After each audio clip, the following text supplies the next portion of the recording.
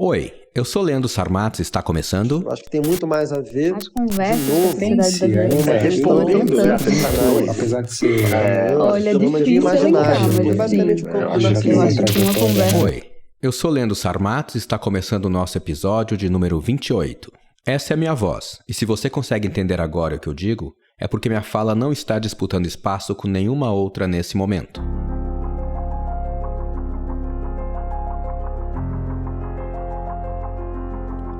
Agora, imagine se a cada nova palavra que eu dissesse viesse junto um ruído.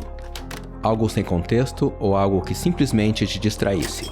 O quão difícil seria você me entender ao longo desse episódio? Mas existe um lugar onde as conversas parecem acontecer assim. Um labirinto de imagens, conceitos, músicas, discursos, piadas, sentimentos, relatos, denúncias, desabafos e, claro, gatos. Ok, e de cachorros também. Esse labirinto parece que expande seus domínios para além da distância entre o digital e o orgânico, entre o perfil e o cidadão, entre redes sociais e a sociedade em rede. Procurando caminhos dentro dele estão não apenas nós, usuários, mas valores, perspectivas, conceitos e palavras, como a democracia, a liberdade e o diálogo. Esse é o Quarta Capa, sua experiência expandida de leitura. E no episódio 28, redes sociais e diálogos possíveis.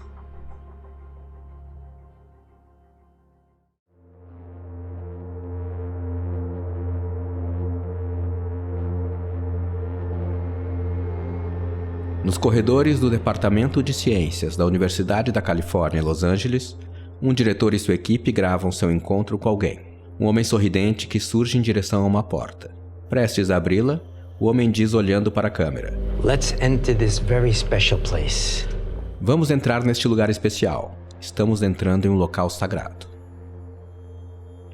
O diretor é o lendário documentarista Werner Herzog. O homem que o recebe é Leonard Kleinrock, um pioneiro da internet.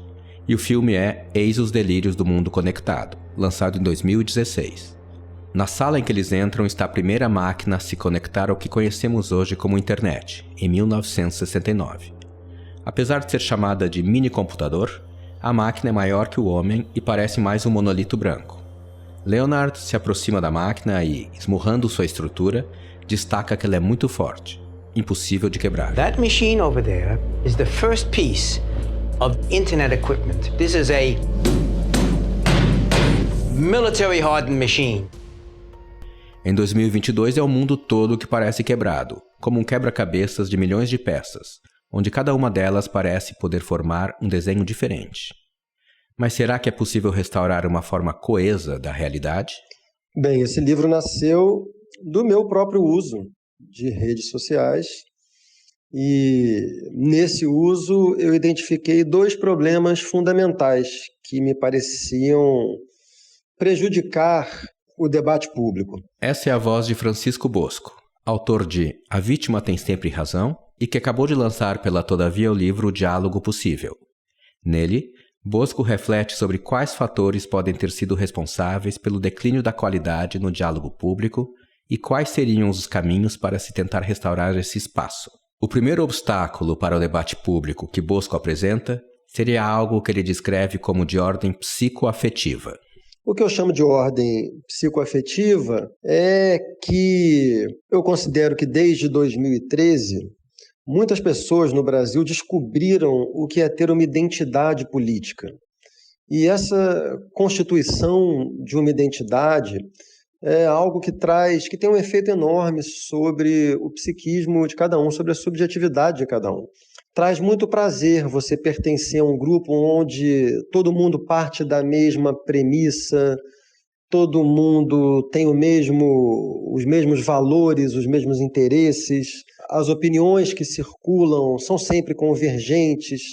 Então basta você reproduzir essas opiniões, você identificar e reproduzir os códigos que marcam, que constituem esses grupos para você ser aceito e colher os benefícios dessa aceitação. E hoje, nenhum espaço é tão potente em engajar grupos como as redes sociais.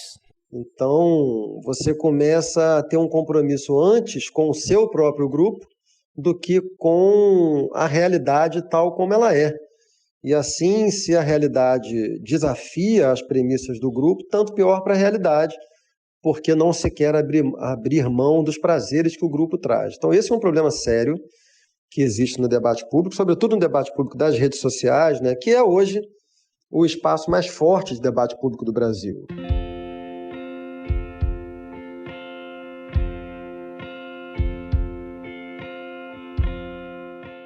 E se para construir a realidade precisamos de palavras, a perda de significado delas também deve resultar na perda de significados da realidade. Para Bosco, é importante enfatizar que o valor decisivo da linguagem dentro da experiência prática da vida foi colocado em pauta e comprovado por grupos historicamente oprimidos e silenciados. Sim, a realidade é feita de linguagem. Portanto, há uma relação direta entre o uso da linguagem, logo o uso das palavras, e a forma como, não apenas como entendemos a realidade, mas como vivemos a realidade mesmo. Eu acho que ninguém expressou melhor esse problema nas últimas décadas do que o chamado movimento identitário, ou nos termos da direita que procura desclassificar esses movimentos, né? O politicamente correto. Tem uma premissa fundamental desse movimento que está muito correta, agora sem sentido pejorativo, que é a premissa de que o uso de palavras preconceituosas, de expressões preconceituosas, racistas, misóginas, LGBTfóbicas e por aí em diante, esse uso naturaliza esses preconceitos e faz com que eles sejam reproduzidos na linguagem e, consequentemente, nas ações das pessoas na vida social. Essas perspectivas e vivências convocaram nossos olhares e discussões para o debate público. Daqui a pouco você vai ouvir 3 destas perspectivas. Por enquanto, uma pergunta. Você saberia dizer quanto tempo em média você gasta nas redes sociais até encontrar algo que ache realmente relevante ou divertido? Você consegue prever quais publicações suas podem ou não viralizar antes mesmo de postar?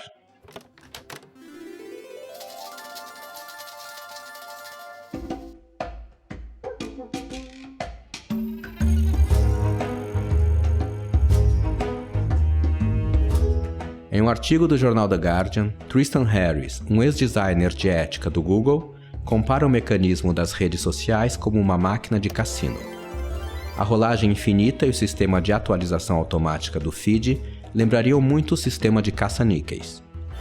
É como se a cada vez a gente puxasse a alavanca em busca de uma recompensa. Algumas vezes ela vem na forma de curtidas ou de interações relevantes. Em outros casos, não ganhamos nada. Nós nunca sabemos, o sistema parece aleatório, mas é justamente por isso, segundo Harris, que nos viciamos. E assim continuamos puxando a alavanca dezenas, centenas de vezes ao dia.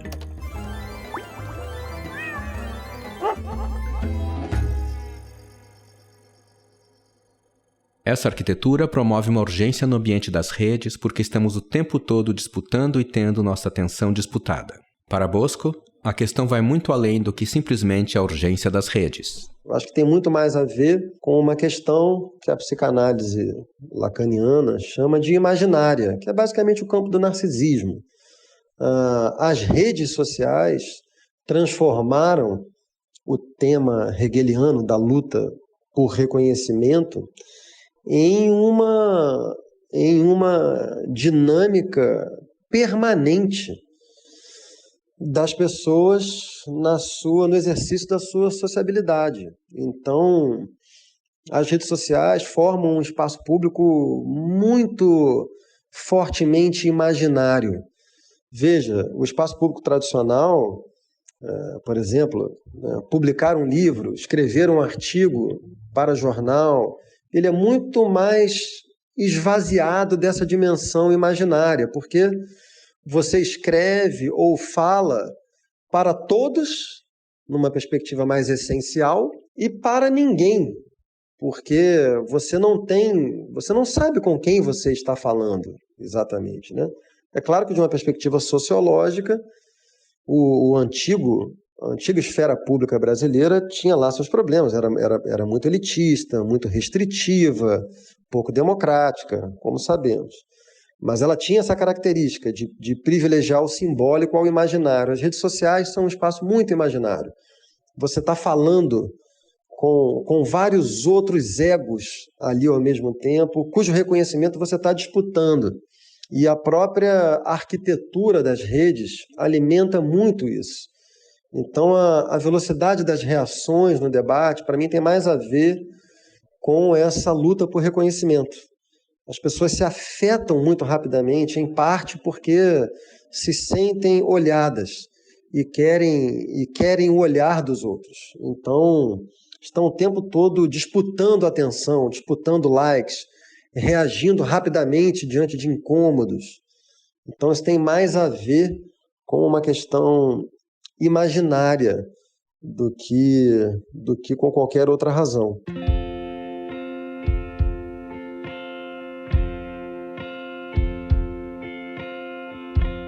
Em O Diálogo Possível, Bosco analisa algumas possibilidades históricas, políticas e sociais que contribuíram para travar o diálogo público tão indispensável para a democracia, especialmente no Brasil, e que em grande parte tem como espaço de embates as plataformas digitais. A partir dessa premissa, convidamos 3 pessoas para trazer suas perspectivas sobre essa questão, e fizemos as mesmas 3 perguntas para elas.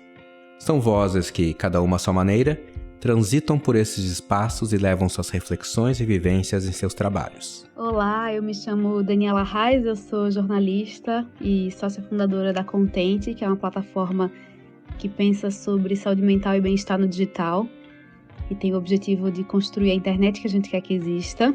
Eu também sou mãe do Martim, um bebê de 1 ano, e uma leitora voraz apaixonada por livros. Olá, tudo bem? Eu sou Edu Carvalho, eu sou jornalista, colunista em UOL ECOA e também sou editor executivo do jornal Maré de Notícias, além de atuar como coordenador de pesquisa na produtora A Fábrica. Eu sou morador da Rocinha, a favela, mas cria do mundo. Vamos junto nessa conversa. Meu nome é Márcio Black, eu sou cientista político e coordeno o programa de democracia da Fundação Tid Setúbal. A primeira pergunta foi: como construir um diálogo possível? Eu acho que um diálogo possível, ele é feito de escuta.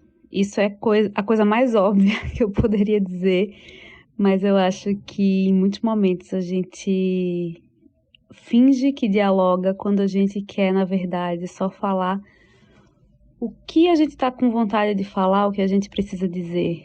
É o monólogo disfarçado de diálogo, sabe? Acho que a gente cada vez mais fica melhor em organizar nossos pensamentos, em publicar nossas opiniões, mas talvez a gente esteja falhando um pouco ao ouvir o outro, né? A gente fala muito dessa possibilidade da gente falar e de se expressar, mas a gente vive também essa cacofonia, assim, é muita gente falando, mas quem é que está escutando de verdade, né? Será que tem tantos ouvidos para escutar tanta coisa que está sendo dita? E acho que isso vale para a internet, vale para as relações, para as amizades, vale para tanta coisa. Dá para a gente lembrar quantas vezes a gente está num diálogo e a gente está quase só esperando a nossa vez de emitir nossa opinião, de dizer o que a gente acha, de dizer se a gente concorda, se a gente discorda. Quase como se a gente tivesse também viciado em ter uma opinião sobre tudo, uma opinião imediata, inclusive, porque às vezes não dá nem tempo de processar os acontecimentos e a gente já quer falar. Mas o quanto a gente quer escutar, o quanto a gente quer dar um tempo, né? Até mesmo sustentar o silêncio, assim. Esse lugar em que o silêncio não é incômodo, mas ele é um lugar de reflexão, um lugar de espera também.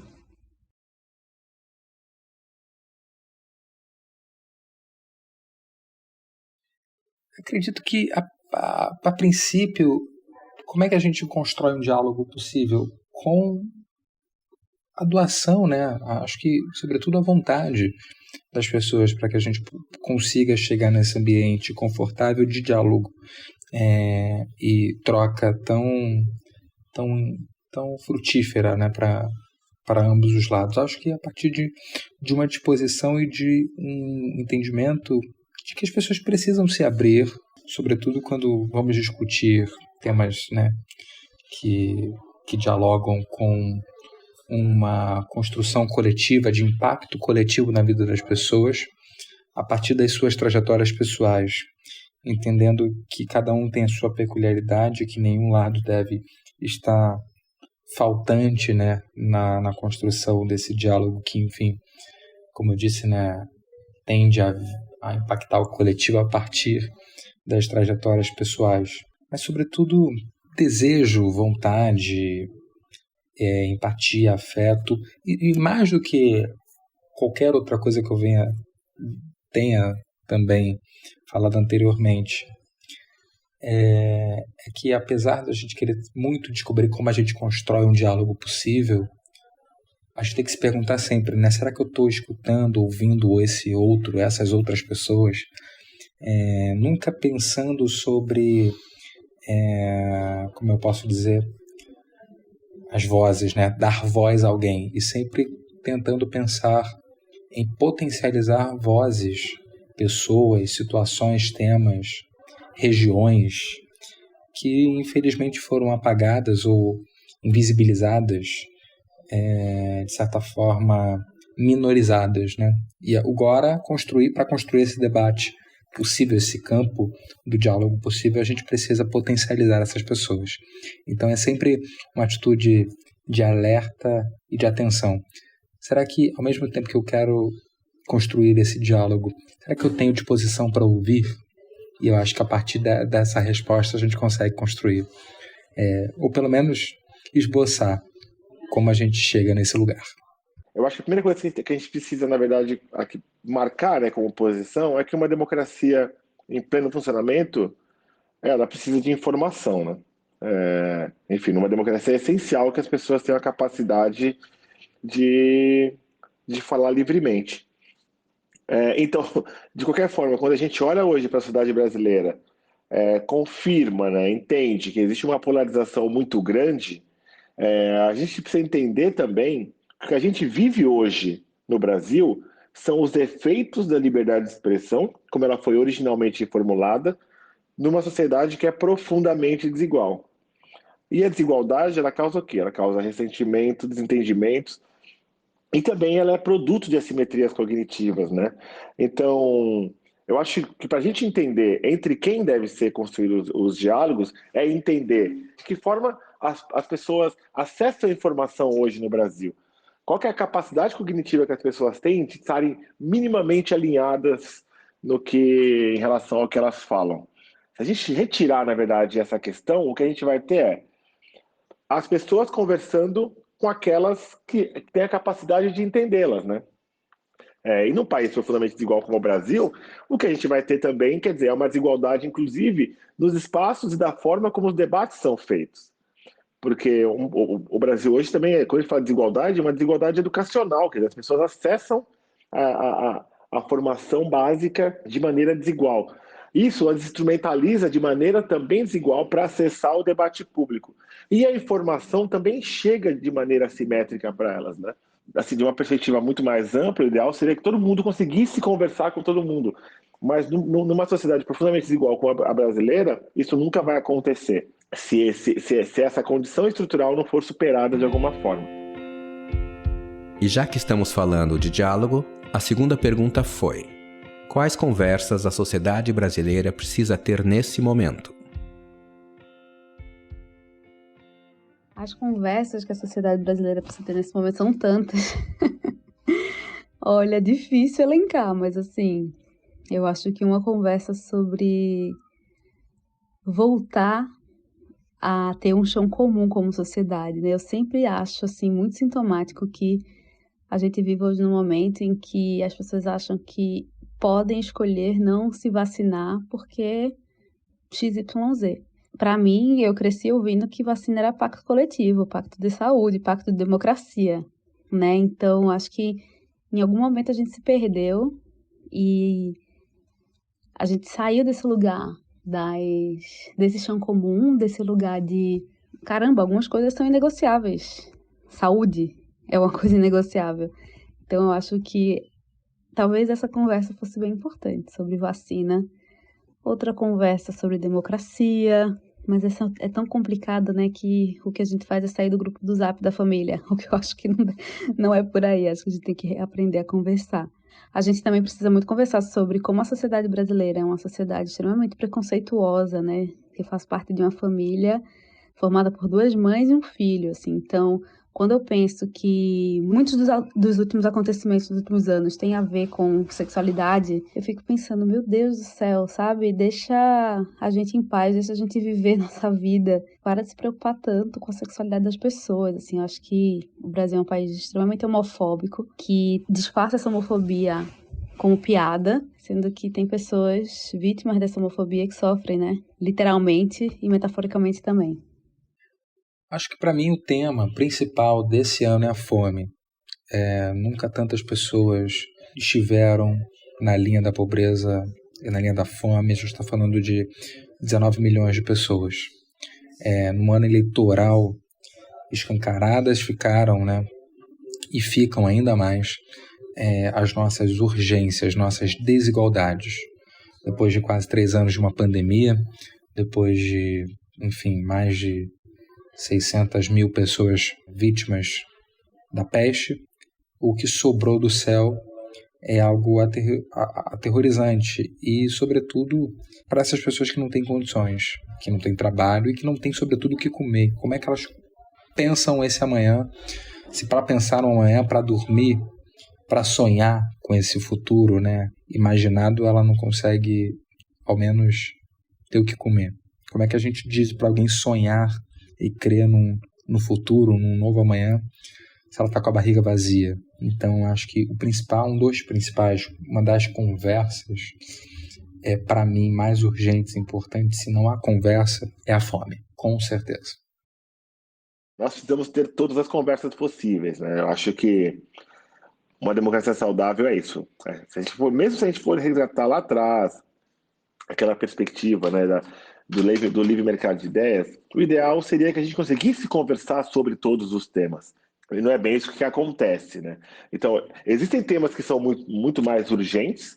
Então, o Brasil ele precisa falar muito sobre o racismo, né? Sobre como o racismo se coloca e é pundante, né? Ele é estruturante no Brasil hoje. Esse é um debate fundamental. Sobre questões de gênero também estão aí colocadas, mas até quando a gente elenca quais são os debates fundamentais hoje que a sociedade brasileira precisa travar, a gente acaba entendendo também qual é a abertura que essas pautas permitem para que as pessoas possam acessá-las. Porque o que a gente percebe hoje, considerando as desigualdades sobre as quais eu falei antes, é de que as pessoas vão acessar os debates de maneiras diferentes, né?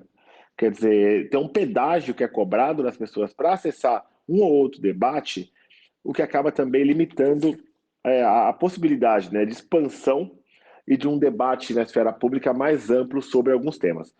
A questão racial é uma questão que vai ser sempre tangenciada, ela vai ser não, né? Eu espero que não seja, mas que hoje é sempre tangenciada, não importa a esfera na qual ela seja travada. Acho que as pessoas brancas não são capazes de fazer esse debate sem trazer isso para uma questão pessoal, quase como se você as ofendesse pessoalmente quando você coloca uma questão racial em pauta, e aí não importa, como eu disse, a esfera na qual esse debate está sendo feito. Porque quando a gente fala sobre diálogo, quando a gente fala sobre debate, a gente sempre pensa muito na esfera pública, né? No debate como debate público e no diálogo, numa democracia, como aquele diálogo que precisa ser travado sempre na esfera pública. Quando, na verdade, a gente precisa entender que o debate político e o diálogo político, ele também acontece na intimidade, né? Então, o debate racial, ele precisa acontecer dentro de casa, ele precisa acontecer nos espaços formativos, como escolas e universidades, e também esses debates em outras esferas é que vai qualificar, na verdade, o debate no espaço público, na esfera pública, né? Contaminando aí tantos poderes públicos, né? O debate sobre política pública, quanto a ação política, quanto também a ação corporativa, né? Quer dizer, empresarial. Como que esse debate é feito hoje dentro das empresas e nos espaços de trabalho? Esses são os grandes desafios que a gente tem quando a gente pense em quais são as pautas prioritárias que estão deixando de ser debatidas com qualidade no espaço público. E por fim, apesar de esse diálogo não se limitar às redes sociais, como estamos neste episódio utilizando este recorte, perguntamos quais avanços e retrocessos as redes sociais trouxeram para o debate público. As plataformas digitais, elas amplificaram muitas vozes, né? Se antes a gente ouvia algumas vozes em alguns espaços determinados, hoje a gente sabe que dá pra gente se expressar. Qualquer pessoa pode pegar o celular, uma conexão na internet e falar do que quiser. Isso é maravilhoso. E é um caminho sem volta. E a gente espera que cada vez mais tenha mais gente nessa internet, falando, ganhando dinheiro com essa internet, tendo espaço de poder também. Ao mesmo tempo, ainda se reproduzem privilégios que existem no offline e nessa internet. Então, assim, não é porque todo mundo pode ter voz, todo mundo vai conseguir o alcance, nem vai conseguir rentabilizar isso, nem vai conseguir a relevância que poderia ter, assim. Então, continua sendo um espaço que reproduz desigualdade. E eu acho que um dos retrocessos mais emblemáticos para mim tem relação exatamente com o diálogo. Isso que eu citei na outra resposta.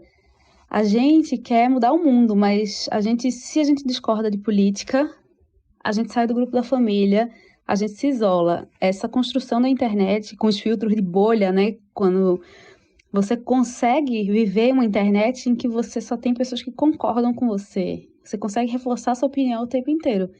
Então, isso vai fazendo com que a gente se feche e que a gente fique muito ensimesmado também. E a gente fala assim, não, então uma opinião diferente da minha, tchau, não quero conversar. E eu acho que isso já acontece há uns anos e isso não tem feito a gente avançar como sociedade, né? Só tem feito a gente retroceder, assim. Então, eu acho que uma das grandes conversas da internet é como é que a gente pode reaprender a conversar, como é que a gente escuta o outro, como é que a gente constrói em vez de cancelar, né? Desde que a gente não esteja falando aí de pessoas que estão proferindo discurso de ódio, de pessoas que estão cometendo crime, óbvio, isso aí é para ser tratado inclusive nas esferas cabíveis, mas eu acho que a gente precisa sair um pouco das nossas bolhas e conseguir olhar de novo para o outro, porque só com base na conversa que a gente vai conseguir evoluir.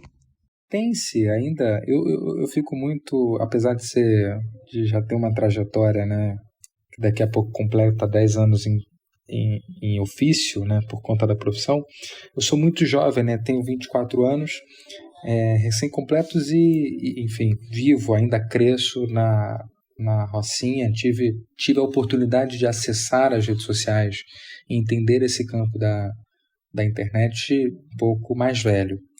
E para mim, o que ficou dessa entrada naquele momento e do advento das redes sociais eram as possibilidades de encontrar, né, pessoas e ouvir pessoas, os mais diferentes lados possíveis para a construção de novos amanhãs, tecer novos amanhãs através desse espaço público e também pessoal, que seriam os perfis através das redes sociais, enfim, as plataformas como um todo. Esse lado de compartilhamento, de encontro, ele foi muito rico e ele possibilitou muitos avanços. A construção de um debate plural e muitas vezes orgânico, de transformações que a gente viu nos últimos anos, sobretudo no Brasil. Ao mesmo tempo, esse lugar se tornou a descarga, né, infelizmente, do mundo. Depois de, podemos dizer, 3 eleições, as mais recentes, a gente viu o quanto ficou viciado, o quanto ficou com uma pecha de mal visto, ou lugar ruim, tóxico, pesado e difícil. Mesmo aqueles que se sentiam muito livres e achavam que não seriam impactados por toda a onda de ódio e negacionismo, enfim, ignorância, arrogância presente no trabalho de alguns perfis, enfim. A sensação que se tem hoje é que, ao mesmo tempo que possibilitou, também construiu, abriu espaço para tantas e tantas coisas que hoje abomino. Criamos monstros. E, infelizmente, num cenário tão desregulado que se torna a internet, eles ainda, mesmo que possam perder espaço na esfera pública real, na internet eles ainda vão permanecer por muito tempo?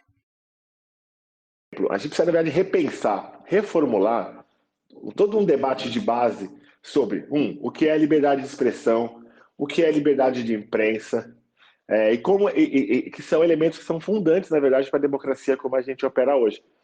Para a nossa democracia operar de maneira saudável, né? Por exemplo, quando o Stuart Mill, lá atrás, que é quem pensa, por exemplo, a liberdade de expressão em termos constitucionais, que, aliás, liberdade de expressão, né, é um debate que antecede em muitos liberais. Mas o Stuart Mill é quem pensa isso em termos constitucionais, né, em termos de normas, como que o Estado operaria o debate público. E está tudo muito claro ali, né? No Estado funcionando como funcionava no século XVIII, XIX, XX, faz todo sentido você pensar que a informação ela vai fluir de maneira livre entre as pessoas, todo mundo pode falar o que quiser falar, e as ideias mais organizadas, aquelas mais consistentes, é o que vai prevalecer no debate público. A gente sabe que não funciona muito bem assim. Primeiro, quando a gente olha lá para trás, a gente começa a entender quem é que acessava o debate público e quem é que dominava, na verdade, estava preparado para pautar o mesmo debate. Eram as pessoas que frequentavam a universidade, que eram mais escolarizadas, esse tipo de coisa. Essa desigualdade, ela persiste quando a gente olha para um cenário em que existem as redes sociais. E aí a gente vai fazer um outro debate. Então, se a gente precisa repensar o debate, refazer o debate sobre liberdade de imprensa e liberdade de expressão, existe aqui um outro debate de fundo que a gente precisa fazer, que é sobre o que é a esfera pública, o que é o espaço cívico. Porque se a gente considerar, e aqui é que está a grande trama dessa história, né? Se a gente considerar que as redes sociais são o espaço público, são a esfera pública, e esse é um debate que a gente precisa fazer, a gente precisa considerar que o Estado pode regular o debate que é travado ali dentro. Porque a única pessoa, o único ente social que pode regular a esfera pública é o Estado. Então, é aí que está o X da questão. Se a gente considerar que as redes sociais são veículos, são meios de comunicação, aí tudo bem deixar correr solto. Porque o que acontece é uma escolha editorial. Assim como eu não posso dizer o que a Folha de São Paulo ou o Estadão vai publicar, e ao mesmo tempo, a Folha e o Estadão não podem ser acusados de censura quando eles impedem ou se recusam a publicar um artigo de um ou outro autor, porque é uma escolha editorial, quer dizer, um veículo ele tem uma escolha editorial, ele vai escolher o que ele quer publicar e o que ele não quer publicar. A mesma coisa valeria para as redes sociais se elas fossem consideradas veículos de comunicação. O problema é que a gente não faz esse debate, as plataformas se posicionam como espaço público, nós acessamos essas plataformas considerando que elas são espaços públicos, esferas públicas, né? E a lógica que aí elas operam ao mesmo tempo numa lógica que é uma lógica privada, como se fossem veículos de comunicação. E é por isso que o debate fica fragmentado e o diálogo não é possível.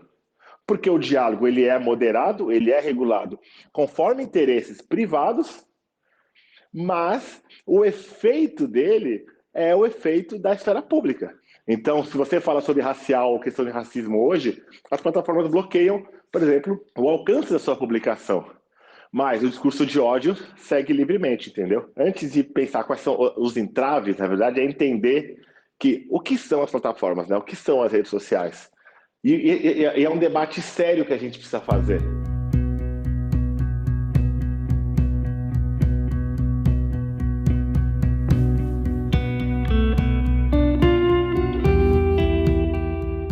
No meio do documentário de Werner Herzog, em certo momento o cineasta entrevista o empresário Elon Musk sobre seus planos de levar homens a Marte. Musk recentemente anunciou uma proposta para comprar a rede social Twitter, que teria sido aceita, mas até o fechamento do roteiro deste quarta-capa, a compra teria sido adiada.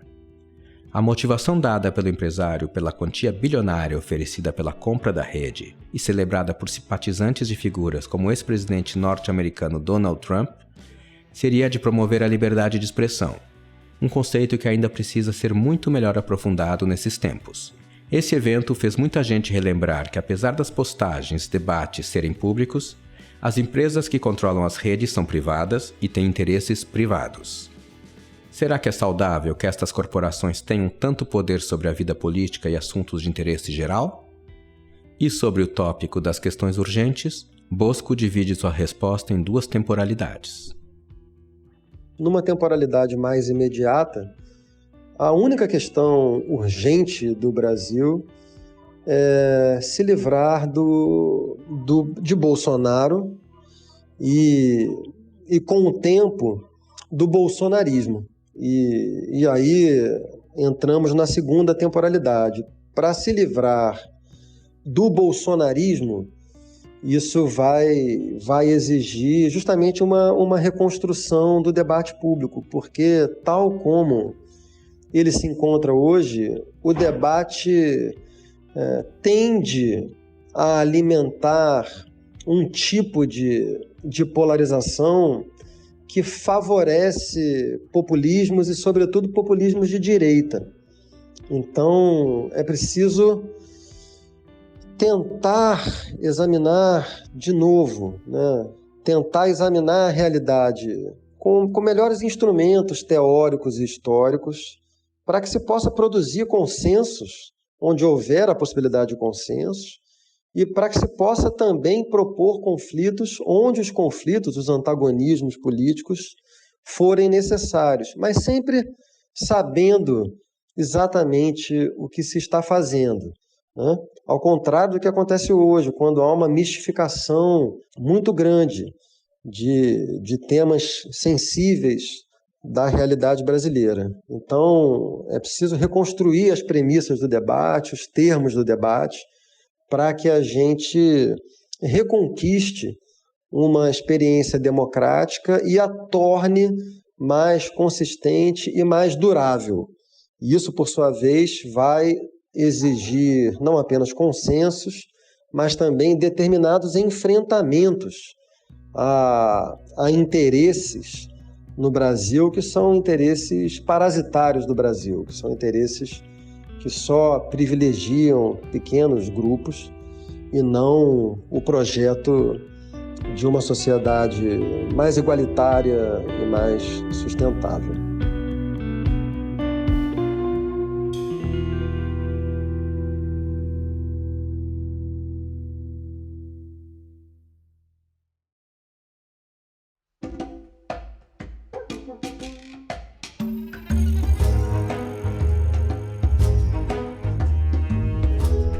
O artista Emicida diz o seguinte na 4ª capa de O Diálogo Possível.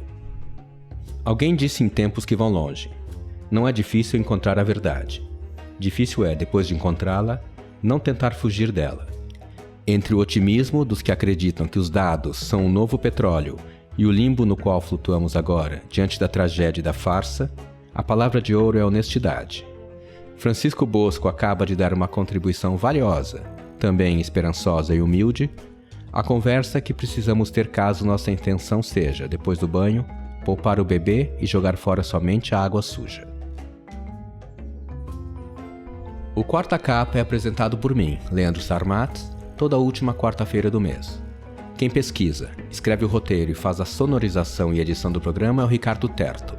Ao lado do Terto, quem produz o programa é a Natália Calai. Estamos em todos os tocadores e antes de sair, não esqueça de assinar ou de nos seguir neste aí mesmo que você está nos ouvindo. Mês que vem estaremos de volta com novas vozes e novas boas histórias. Um abraço e até lá!